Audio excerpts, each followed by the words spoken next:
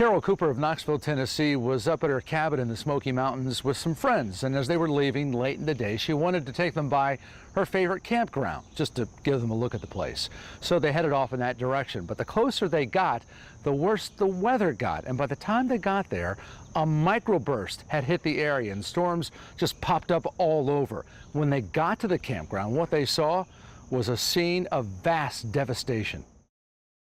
We went towards the campground, and once we reached it, which wasn't that far, I kept hearing snaps, and I'm going, sounds like trees are coming down. The wind picked up, and the next thing I knew, tents were upside down and people were yelling, and someone comes running saying, I can't find my granddaughter.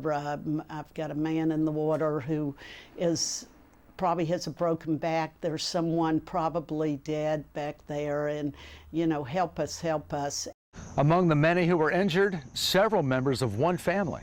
There was a man under the tree and the father of the little girl, and when the tree came down, it actually knocked the little girl unconscious. They didn't know where she was, and he had broken vertebrae, neck, collapsed lungs, numerous other injuries, and he went digging for her. And I think he found her. The mother grabs her, who had 2 broken arms and broken wrist and elbow, and takes her to shore and does CPR on her. That's when the grandfather came out of the campground with the young girl in his arms, and with Carole's help and several others, they loaded her gently into the back of Carole's 4-wheel drive. The idea was to get her out of that area, or at least as far away as possible from all the damage. But the roads were blocked, and to make things worse, they were in a national park, no cell service. So how to get help? I knew there were problems right away, so I put them in the car and I said, I've got to get to the clearance. There's a ranger station and it's an open field, and I said, we got to get the helicopters in here.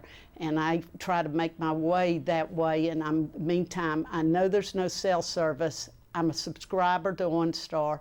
I pushed the button, and lo and behold, I could not believe that I was able to get communication, the emergency button. And OnStar was my dispatch to the outside world, and we made it with the first responders. They could not get in. I didn't realize how bad the road was, covered in trees, one after the other, and it actually took them about an hour and a half to 2.5 hours, I have no idea, to even get the first responder into us.